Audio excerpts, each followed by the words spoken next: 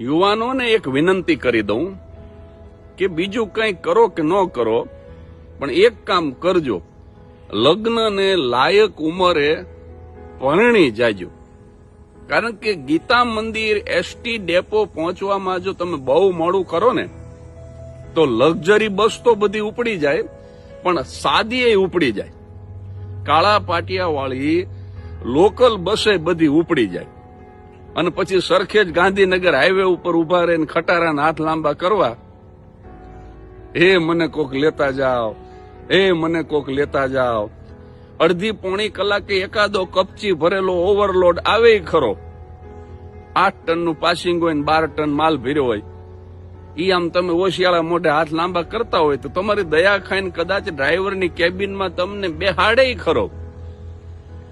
પણ એ સરખેજથી બેસાડે ને સાણંદ ઉતારી દે, એ સુરેન્દ્રનગર સુધી ન પહોંચાડે. તમારા ડેસ્ટિનેશન સુધી પહોંચવું હોય, આરામદાયક પ્રવાસ કરવો હોય તો એડવાન્સમાં રિઝર્વેશન કરાવી, સરસ મજાની એર કન્ડિશન બસ હોય, વિન્ડો સીટ હોય, સરસ મજાનું મૂવી આવતું હોય, બહારના દ્રશ્યો તમે જોતા જતા હોય, આવો આરામદાયક જીવન પ્રવાસ જો તમારે કરવો હોય તો વિનંતી કરું છું યુવાનોને કે લગ્નને લાયક ઉંમરે પરણી જાજો વાલા.